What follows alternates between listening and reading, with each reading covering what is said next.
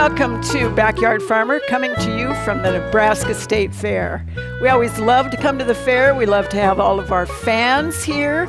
Do remember that we are having a taped show tonight, so we cannot answer your questions with the phone panel. You can still send those in to byf@unl.edu. Tell us where you live. Give us all that good information. Make sure that you also remember that we only have 2 shows left, so you better get a move on if you want to do that. And of course, we always start with samples. And Kate, yours is alive but frightened. Alive but frightened. So right now we are headed kind of sort of into spooky season, and there are a lot of spiders outside. And so this one is one of the orb weaver spiders, and these are the ones that make those big, beautiful, intricate webs. And the nice thing about these, or the neat thing about these, is that they will actually eat their web every evening and rebuild it every single evening. So if you're out and about late evening in the night, just be sure that you don't run into one of these guys. And that is easier said than done, because they like to put them right outside your door. Right outside your door. Yes, I found one yesterday. Oh.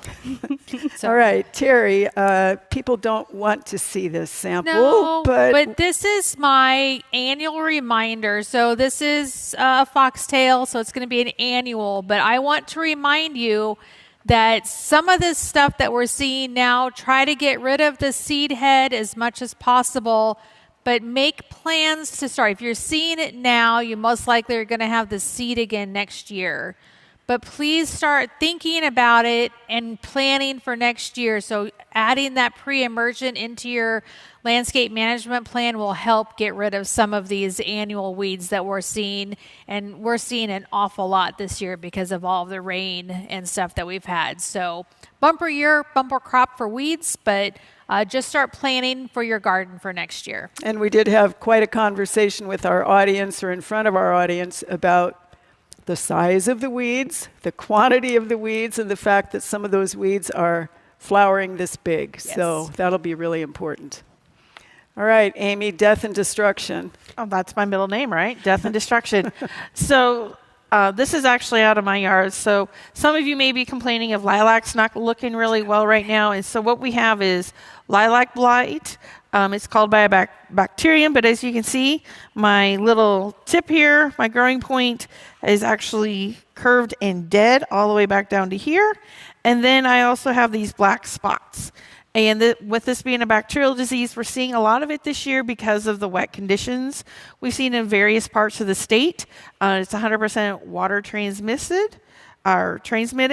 And for me right now, my lilacs look pretty darn shabby. And so my plant's starting to defoliate, but is my plant going to be fine next year? Yes, it's going to look just fine. I'm going to have some death of those new tips, and I may have to do some pruning this winter, but not a big problem. Excellent. And those of you who do have those big old lilacs, we prune after flowering? After flowering, yes, flowering. because your flowers are on this year, or the new growth, so. Excellent. Yeah. Elizabeth, your real sample is low and the real sample is high. What do you have?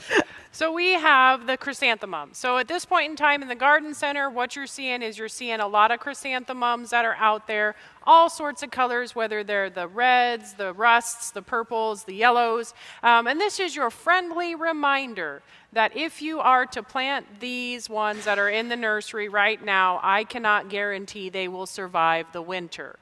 So keep in mind that if you do invest in some of these mums, you either need to treat it like a houseplant until spring, or gamble that you might not have a chrysanthemum come spring. Exactly, no matter how pretty it is right now. They are very pretty this time. They are very pretty right now. All right, so let's go right ahead and start in with questions. Kate, as always, you get the first ones. So the first one is, what are these insects on my milkweed pods? Yeah, so these are milkweed bugs. So milkweed has a lot of insects that are specialized on it, and these are the same, and we see them pop up as we see the milkweed pods pop up too, because that's what they feed on. Even though they feed on the milkweed, they're not considered a pest, so it's just another really interesting bug to look at. All right. Your second one is also a milkweed question. It's an interesting one. She has honeyvine milkweed. She doesn't want to keep it, but she also wants to know when it would be safe to pull or spray the vines to keep them from invading without getting rid of the monarch eggs. Yeah. So honeyvine is in the same family as milkweed, and every so often we do see monarch caterpillars on the milkweed, although it's a lot less common than we would see on like common milkweed and things like that. So if you want to get rid of the honeyvine, I would honestly just do an inspection. Look for the eggs on the underside of the leaves, look for any caterpillars, and then just take care of it right now, because we'll actually see the caterpillars throughout September too, and you want to get control of that honeyvine before it gets too crazy. All right, and you have one more, and this is fun. This comes to us from Valentine.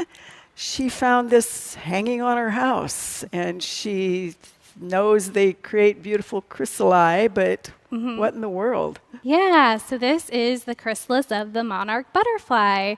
And so they'll spend about 2 weeks as caterpillars and then another 2 weeks in this chrysalis. And then we'll see them, the adults, flying throughout October. So just a really cool find on the side of the house, I guess. And 2 pics on the next one, Kate. This comes to us from Lincoln. He found this insect on the side of his house. He's seen more of them recently. He wants to make sure this is not a kissing bug. Yeah, so it's not a kissing bug. This is a western conifer seed bug. But we do have kissing bugs in Nebraska since 2020. And if you're ever concerned if something is a kissing bug, because they can bite, they can possibly transmit disease, I would just encourage you to reach out to your local extension expert or the Department of Health. But otherwise, this one in the picture is conifer seed bug, completely harmless. All right, excellent. Terri, you have 2 pictures on the first one here. This viewer wants to know what this is, and if she doesn't pull it, it takes over the earth, and they want to know how to treat. So this is a balsam rose or a touch me not. It's an impatient. They call it that because the seed actually explodes. So you're going to do 2 different things. You can pull it out if you want to. That will help control it, but if you don't want it there, I would also use a pre-emergent because the seeds can go kind of all over the place. So you're going to kind of do twofold, pull it out. If it's easy enough, you can use like a broadleaf weed killer and the glove of death if you need to, but pull it out would be my first suggestion, then use a pre-emergent just in case you have seeds in the soil. All right, 3 pictures on the next one. This is a ground cover that is sort of forming, or a weed forming clumps in the ground cover. They want to know what it is, and they want to know how to kill it without killing the ground cover. So this is a smart weed. What I'm going to suggest is you're just going to have to get in there with your soil knife. I know tell everybody that, but soil knife, and then probably the glove of death, especially since you have it in with other things that are desirable, and it's probably going to take a little while to get rid of. So any little piece could potentially reroot too, so get pretty much everything you can out of there. All right, and one more, and this comes to us from Kearney. So they say this looks like something they've seen in the backyard farmer garden, but they actually found this wild along the ditch in Kearney. What is this? The wild one, not your frosted explosion. So this is a panicum. I don't know which one it is, but a lot of things that we like in the garden come from other things that people see. So this one's a great one, and if it's in the ditch, just leave it and enjoy it. All right. It's like fireworks. It is. Frosted fireworks. All right, Amy, 2 pictures on this, and they're actually hollyhocks, different viewers, different locations, different kinds of hollyhocks. The issue is the same, the yellow stippling. The other one is actually Althea rugosa, which is yellow hollyhock, which is supposed to be resistant, and yet he's got it. So how do we manage hollyhock rust? So this is hollyhock rust. This is actually a really hard one to manage. It doesn't overwinter here very well, but we still want to do really good sanitation in the fall, remove as much debris as possible. but I already stated it doesn't overwinter here very well. Those spores are actually coming in all the way from Texas, and all those wonderful thunderstorms that we get bring those spores right along with it. So they say there's some varieties that are resistant. They don't really appear to be that resistant. If you don't like it, you're going to have to stick with a pretty good fungicide treatment. I would recommend a systemic type fungicide that you're able to pour at the base of your hollyhocks, and then you repeat that according to label instructions, whether it's 21 or 28 days. All right. 3 pictures on the next one, Amy. This comes to us from Seward. Fungus on rhubarb for the first time in 50 years on this particular plant. And she's done copper fungicides. She's done some, sounds like pretty good things, but the fungus is back. She wants to know what to do this fall and or spring, or is there something other than a copper fungicide? So with this being rhubarb, and you are from Seward, you have been getting rain, and more rain. That's probably the reason why first time you've ever seen it. This is actually Cercospora leaf spot.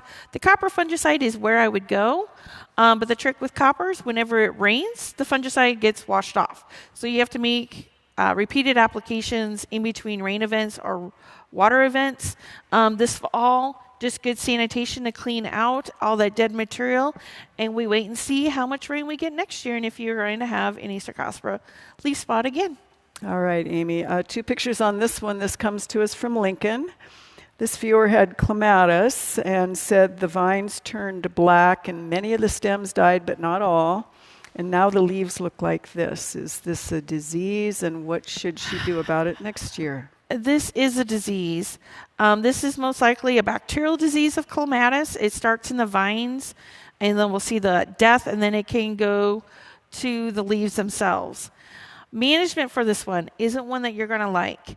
Those vines that were impacted, depending on the type of clematis that you have, you're going to want to remove those vines and clip them back down 10 to 12 inches below where you see those symptoms. That should get us below that bacterial disease component, and then dispose of those, not in the compost, but in the trash. And beyond that, there isn't a lot of management we can do with it being a bacterial disease. So cut it back and see what happens. It also depends on what type of clematis and how well you can cut it back. All right, and 3 on this one, Amy. This is a viewer who took care of redbuds in a park in Lincoln. And some of the cupping leaves happened. She knows that's herbicide, but then there were spots, then the leaves got brown, then they died, then all the leaves died, then the trees died. So what do we think happened? Oh, there could be multiple things that are going on here. There have been a lot of leaf spots that we've been seeing, especially with the rain events that we're having. The biggest thing is if you're seeing those decline of those trees that quickly and rapidly, usually those leaf spots aren't going to kill the tree. I would probably go back and take a look to make sure it's planted at the right depth and making sure none of our roots are girdled, and also to see if there's any damage to the trunk around it that could be impacting the integrity of that tree along with that herbicide damage. Okay, all right. So you have 3 pictures, Elizabeth. These are actually yours, I think. This is Elizabeth Magnolia. So Amy, sorry about that. I gave you dead buds and red buds. Yeah, I know. So this is Elizabeth Magnolia, spots and leaf decay on these trees planted in August of 2020. What to do? So when we look really close at where the trunk enters the ground, it looks a little wonky to me. It doesn't look like it has a nice root flare or where it gets wider where it enters the ground. And it appears on the one side where we're having that issue, that's the side of the trunk that doesn't have a nice root flare. So in my mind, we either have some trunk damage near the bottom, or we have a stem girdling root where the root is crossing over the trunk and causing that issue up in the upper canopy. So more than likely, there's not going to be anything that they can do about the coloration of the leaves, other than kind of watch and wait and see what happens with that tree. All right, 4 pictures on the next one. Elizabeth, this comes to us from Bennington. This is a magnolia planted 4 years ago. Seems to have been split in half color-wise. Wonders about this one.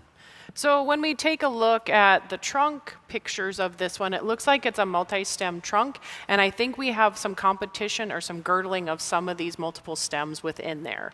And so it's kind of like kinking a hose. It waits till they're the right size where it kind of stops the sap flow in that. And so that's why one half is struggling and the other half is not. There's really not a lot we can do unless we want to go in and kind of prune up that mess in there. It's going to be pretty difficult, and you're going to have to look at the canopy to kind of determine which branches are going to need that pruning back. All right, and you have one more question, Elizabeth.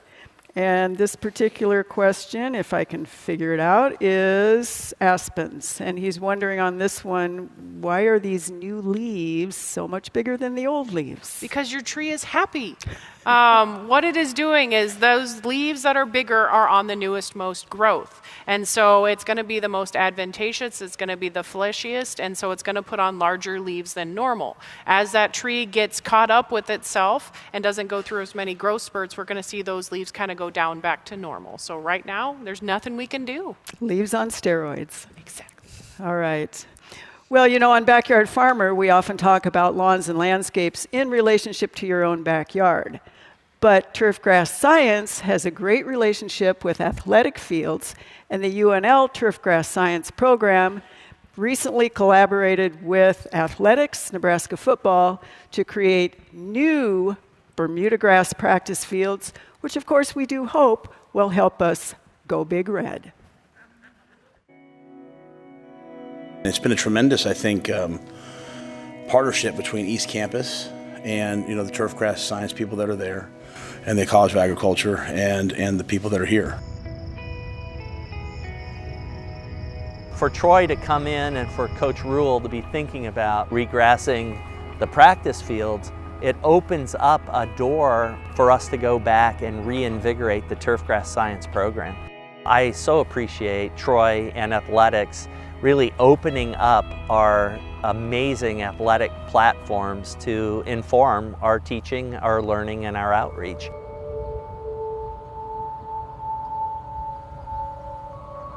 We're seeing a lot more facilities and places that are going into that because of the changes in technology and genetics with Bermudagrass. Research and turf programs are a massive asset to any athletic program in any university with what they can provide for resources and knowledge. Having a specialized person like Amanda on their staff, having her, give her input is very important. And you got more management you got to do with Bermudagrass. So the research started when they were considering doing a different grass last year in 2024. Actually 1 full year since we had this installed. So we're seeing how the reaction of the cultural practices that have to be done. Bermudagrass is very different than other cool season grasses because it loves the growth because of its rhizomes and stolons to take over, so it has more of that stronger canopy, and also to see how it held up with the weather that we had this past year. The warm season grasses like Bermuda for all the 3 cultivars do very well with drought conditions. So it's more to see what happens with the first year culture practices we'll do between the traffics that we had from year 1 to year 2. It's a no-brainer for us to be involved in this partnership as we're a land-grant university with extension and have a turfgrass program that's still growing every year, and it's a big opportunity for us.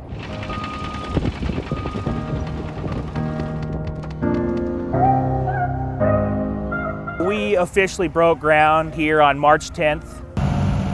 They removed, basically you have your sod layers, took that off. Then below that you have your sand base, took all that out. And then below that we have our drainage and gravel layer, which was all removed. Aside from the field itself, they're rebuilding the east perimeter fence. So there's been concrete work going on.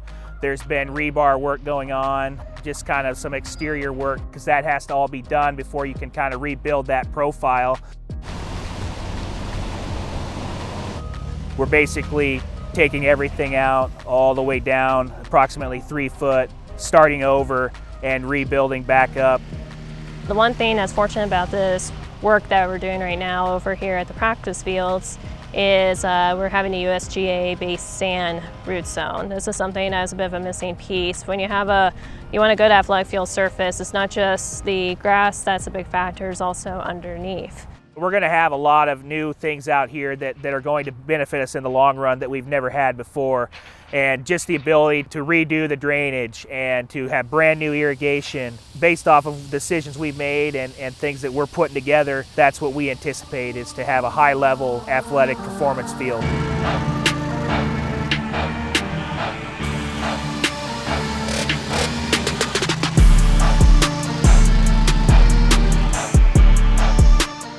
One of the greatest things is being around at such a high level and such a high standard and being a part of the day-to-day operations, being able to make decisions and put the work, into the fields. Very enjoyable for me, being that, I'm originally from here. I kind of grew up in this environment. I grew up, a Nebraska fan. The goal is to make sure that all the athletic fields, all the facilities here are top-notch. They're at a high standard, and one of our biggest priorities is player safety and safety on the fields. I'm so excited that our Turfgrass Science program has a chance to be a national leader. Hope that our know-how helps lead to more Husker victories.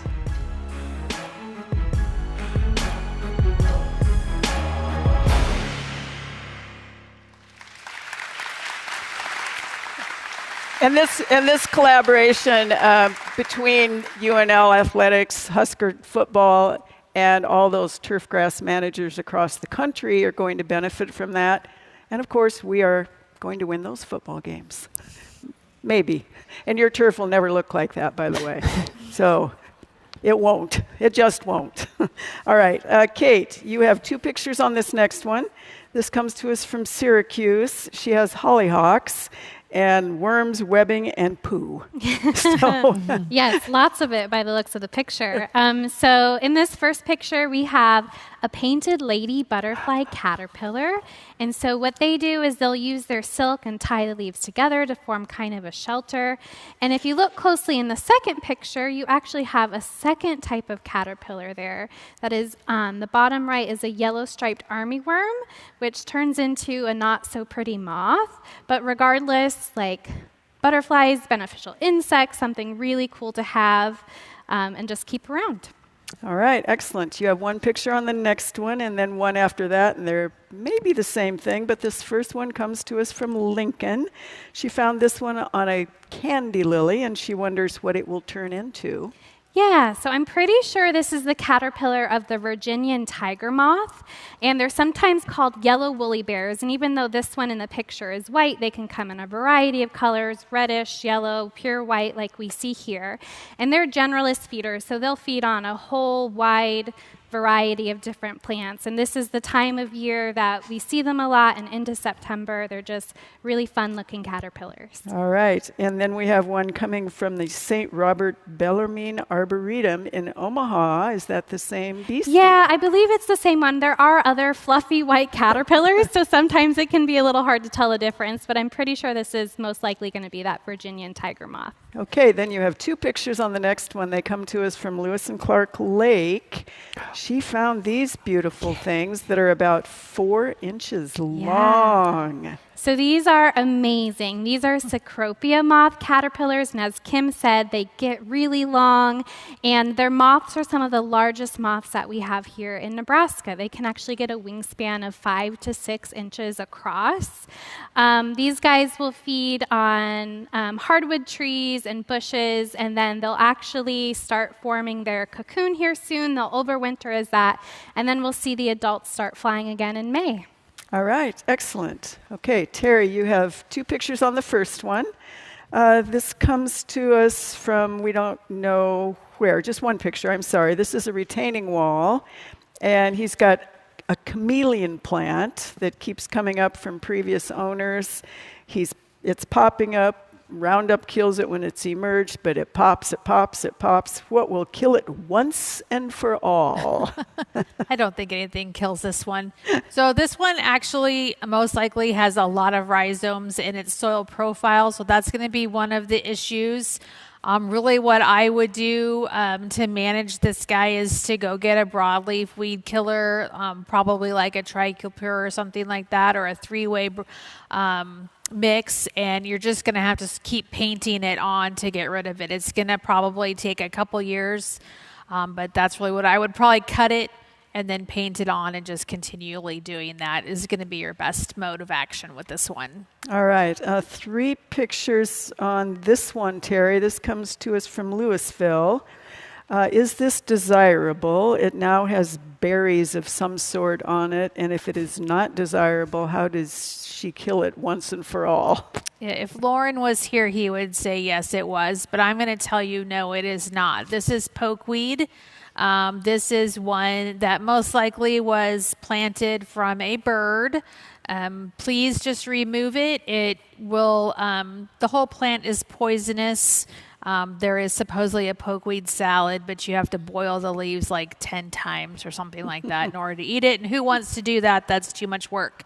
So just remove this, discard it in your garbage.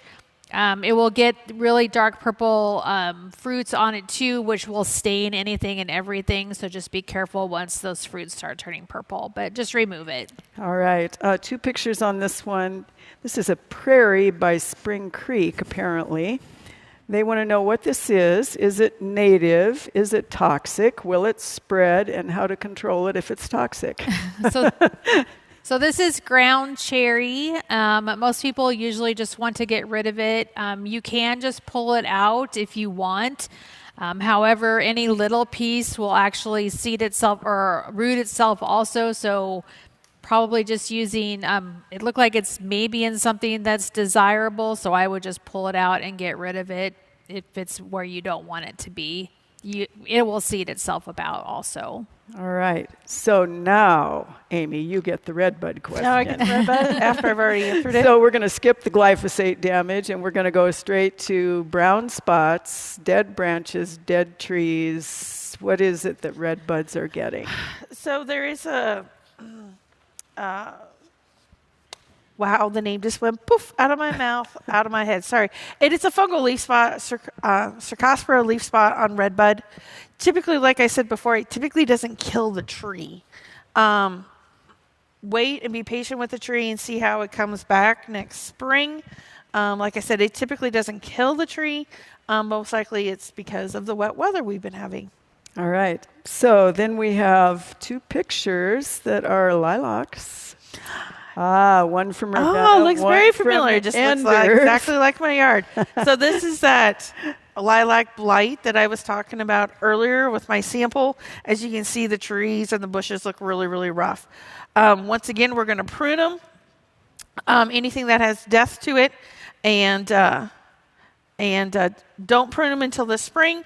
And if you are going to renovate those lilacs, we are actually only going to take about 1/3 of them out at a time. Yeah, all righty. And then you have one more picture, Amy. This is fun. Okay. This is a Fremont viewer. He said, what in the world would cause this to happen to eggplant? You just have a very big eggplant. It's fasciitis. It's just a natural genetic mutation that occurs. Nothing to be worried about. You just have a giant eggplant. All right. Lots of whatever you make with eggplant. Eggplant parmesan. Yuck. There you go. Okay. So you have 3 pictures, Elizabeth. These come to us from Laurel. These are lindens, and he's worried about the dead branch on this one. He's got a couple other pictures. It was trimmed by a tree service. There's kind of a wound in there. He's wondering if that's an issue. But we've had a lot of standing water and poor drainage. So anything you can tell him about his beautiful lindens? So lindens tend to be shallow rooted. So I mean, if we've had standing water in that location for more than 24 hours, we can see some issues with lindens from that. Now, I don't think the wound itself is what's causing the problem, but if we look closely at the picture, we can kind of see there's some other issues going on with like a narrow branching angle and things along those lines. So once that branch dies and dies completely, anything dead, damaged, or diseased can be removed at any point in time.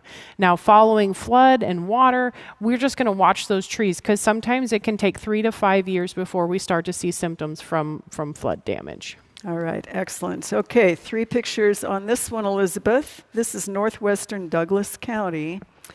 They had a beautiful blue spruce in this picture. It was a replanted 15-year-old tree 20 years ago, and the second picture shows the August 9th storm and what happened. And then they did, on the third picture, pull it back up on the 12th. And they're wondering how long they should leave it staked and how long and how often should it be watered and or. So if it was me, I would leave it staked until your city's Christmas, when they need a giant Christmas tree to use downtown. Because no matter if you try to stake that tree back up, those roots are not going to regrow. And so we're really going to need to just take that tree out and remove it, because it's not going to be a quality tree. And our heart breaks for everybody who lost those big trees. Yeah. All right, one more picture, Elizabeth. This comes to us from Beatrice. They have a red hot poker plant, and she's seeing little side shoots on the spent flower stalks. She's wondering how to divide, or what do you get new plants off the shoots of red hot poker? You know, you can try off those offshoots. That I'm not aware that they transplant extremely well, but if you want to try to divide, you could do that in the spring, or like I said, try those offshoots where you're not, sacrificing your original plant. Excellent. All right. Well, we are going to take a short break, but stay with us. We have Plants of the Week, and of course, there is much more Backyard Farmer right after this.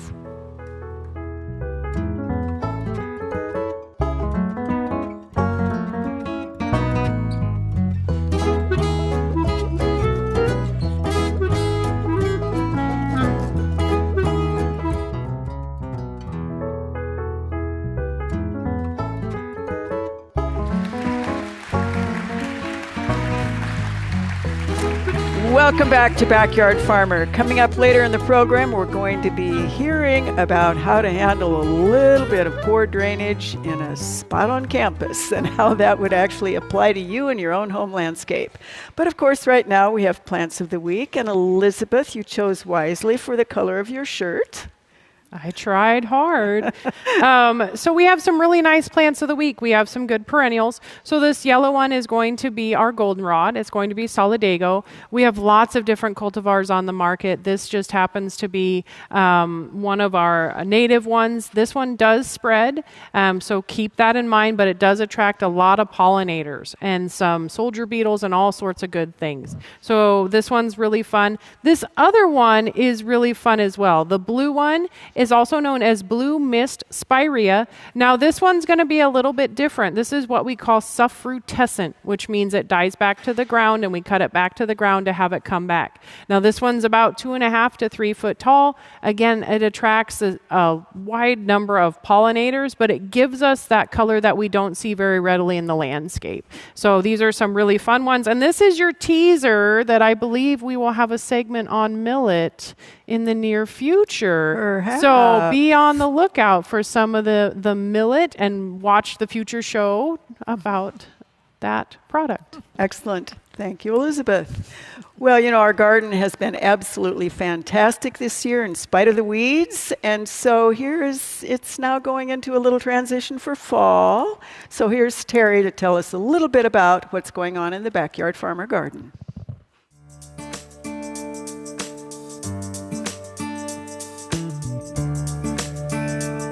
We're super excited to be at the State Fair, and we just wanted to show off our garden to everybody. Everything's looking fantastic. We are still collecting produce, and we are also collecting produce through the end of October for our grow-a-row. So if you have those extra tomatoes, peppers, cucumbers, stop by on Tuesday nights from 4:30 to 6:30 to drop off your extra produce. We've already harvested over 300 pounds within our own garden, and we're starting to get the homeowners also. Our garden is looking fantastic, and all of our All-America selections are really, really showing off well. So if you are looking at something new for next year, stop by and check out what you can add to your garden next year that we're growing in our garden this year.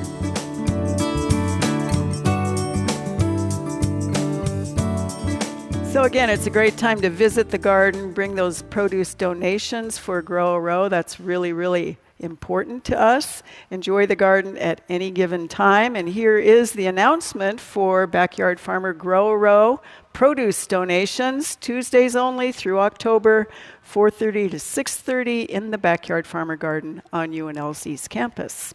All right, and I think we are going to questions next.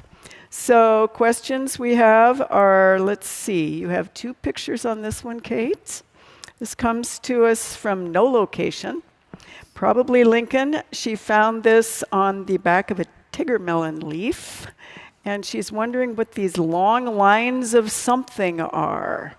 Yeah, so these are really cool eggs. They're eggs of a leaf-footed bug, possibly that western conifer seed bug that we had seen as a picture earlier on in the show.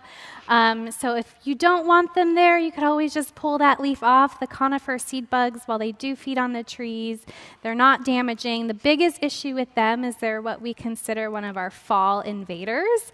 And so towards the end of the summer into the early fall, they're going to be coming on the sides of the house looking for a way in to spend the winter. So it's just a really good idea to practice exclusion, but otherwise the eggs are pretty cool looking. They look like baby Legos. They do look like Legos, yes. All right, 2 pictures on this one, Kate. This comes to us from Elmwood.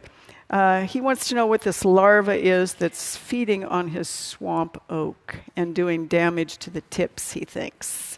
Yeah, so this is a white dotted prominent moth caterpillar, so kind of a mouthful, but a really cool looking caterpillar. They have that like defined head to them, and they'll turn into kind of this beautiful golden brown colored moth, but they do feed on oaks, but the good news is they're not considered pests. The oak can withstand a little bit of damage.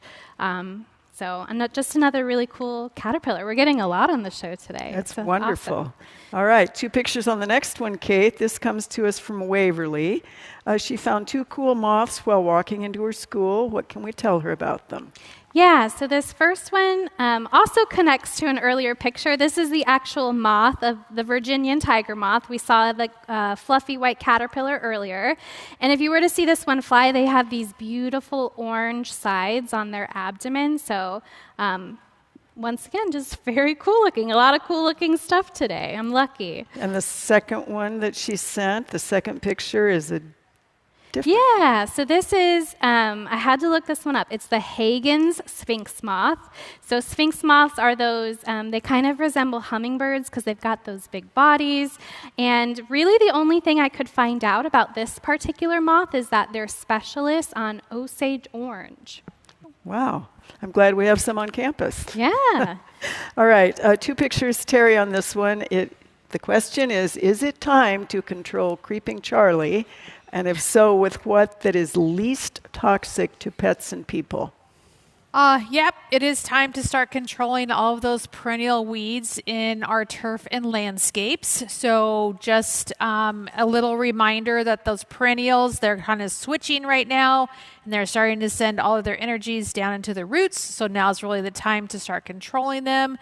I didn't see like the overall yard that he had. So if he just has those tiny little bits in his yard, I would just say go take your soil knife out there and just start digging it up and then overseed a little bit right in those areas that you've dug up. There's not a lot of like super non-toxic. I would use like a 3-way broadleaf weed killer on it. It's probably going to take a couple applications. Read the directions closely. They'll probably have like an interval where you shouldn't be walking on it and stuff, but it'll be okay for you to kind of manage it that way. Keep people out of the area if there's a bigger area, but if there's not very much, just dig it up. All right, 3 pictures on this one, Terri. This comes to us from Lincoln. She wants to know, is this a morning glory or is this a blue bindweed, and will it be a problem? It's kind of grown by itself up a fence. Well, I guess it's your point of view. Some people think morning glories are a problem. So, but yep, that's what this is. Most likely, probably seed came in somewhere. They will seed themselves all over the place, so you may want to control it a little bit. Don't let the seed go all over the place. Keep that in control. But lots of people like them and plant them, so enjoy it. And it's very hard, as Elizabeth said, for the plants of the week. You don't see blue very often in the garden, so enjoy it. All right, and 2 picks on this one. This viewer is also a Lincoln viewer. She wants to know, is there a difference between pink bindweed and white bindweed, and is one worse than the other? No, all bindweed is worse. So oftentimes you'll see the pink on some of the older flowers. So sometimes they'll kind of turn a little bit pink. They're both just as bad, so just keep getting rid of it as much as you possibly can. All right. Amy, 3 pictures on this. This comes to us from Orleans in Harlan County, fighting what she thinks is botrytis. It was a transplant. It suffered. Is it botrytis? Is it black spot? She's wondering if she should retreat now, cut it back to the ground. And you have another set of pictures that's also a peony. This is still the Orleans one. Maybe the same issue, maybe not. So what do you think here? So there's probably a combination of multiple things. I see a little bit of powdery mildew. I see a little bit of botrytis blight. And I do see some black spot on there. This isn't a time of year I would recommend treating. We're getting to the end of the year. Just clean it up really well here in the next few weeks, and you should be good to go. As she chokes on the botrytis. So this is the second viewer, and that was the copper fungicide that she used. So again, it's not the timing on that. Not time to use it. Sorry, tickle my throat. And so your second one's, again, this is kind of no location. It is a special small hybrid, but looking sort of infected. Same thing, same answer, same. Is she going down? No, we hope not. Elizabeth, can you answer for her on that one? Maybe. Yep, it's diseased. But now is not the time for management. When we're going to do that, we're going to make sure we have good fall cleanup. Get that out of there. Are we looking at botrytis? You can shake your head. Yes. Okay, yes. We're looking at botrytis, which is going to come back next spring. So if we're going to do some controls, we're going to look at spring as being that ideal time frame to go ahead and control some of those.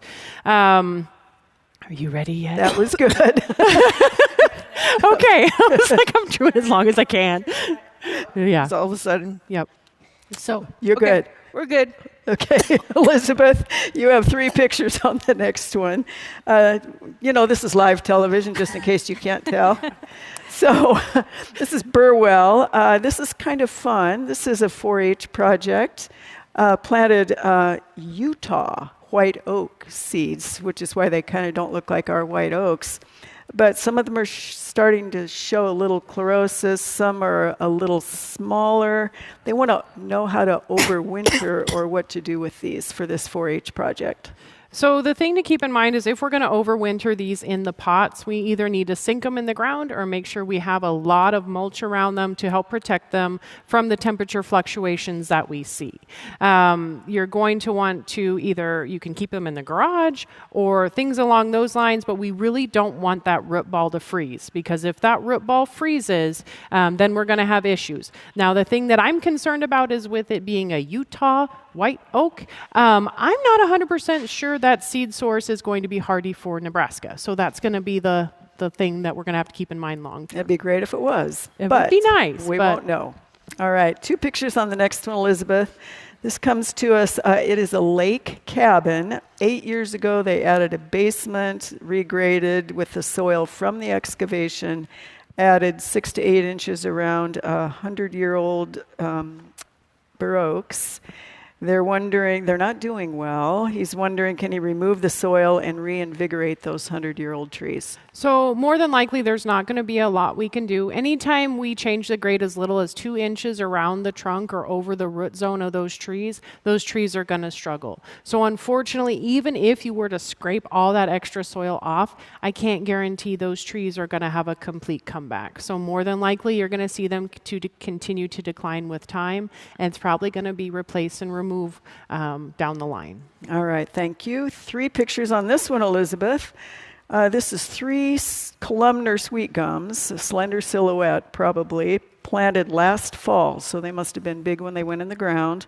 They've grown well, but some are starting to get these lighter colored leaves and lots of brown, and then going more and more this direction. Any thoughts or what can be done here? It's going to be that transplant shock environmental due to being a large size when they went in the ground.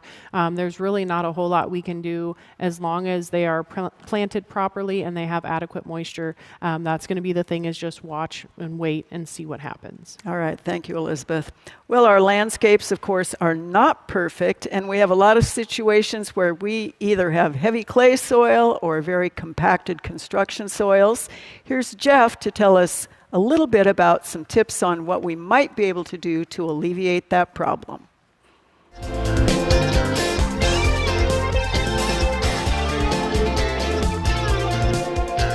Having compacted soils or poorly drained soils can be a real frustration in our landscape and especially in our vegetable gardens. So there's a couple of things we can do to mitigate that. But first of all, really, we want to kind of determine what's going on with our soil. So if you suspect you have a drainage problem, one thing you could do, a very simple test, is to dig a hole, 6 to 8 inches around, maybe a foot deep, fill it full of water, let that water drain out, then fill it again, and then measure how much water has drained out over the next hour. If more than an inch or 2 is drained out, then your soils are probably draining just fine. If less than that has drained out, then you likely have compacted soils or poorly drained soils, which will really inhibit plants from doing well in that area. So a couple of things you can do to mitigate the poor drainage. One is to add, we talk about this all the time, add organic matter, add compost to the soil, kind of work that into the soil. Make sure you do that maybe a few times, and then avoid adding compaction to it. Avoid walking through that area. The other thing you can do is look for plants that tolerate wetter conditions or more compacted soils. And there are some good plants out there that do well in soils that don't drain very well. So you could do a little research, but things like black gum and bald cypress are 2 trees that I personally like to do well in that sort of situation. And then kind of going forward, think about how you're using that space. And, just us walking repeatedly over an area can compact the soil, especially if we have more clay, and a lot of us have a lot of clay in our soil. So that repeated walking can also help compact that soil too. So think about that, how you're traveling through your yard, how you're using that space.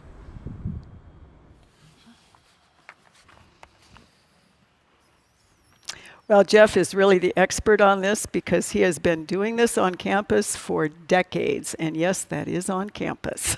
So hopefully we can get that corrected.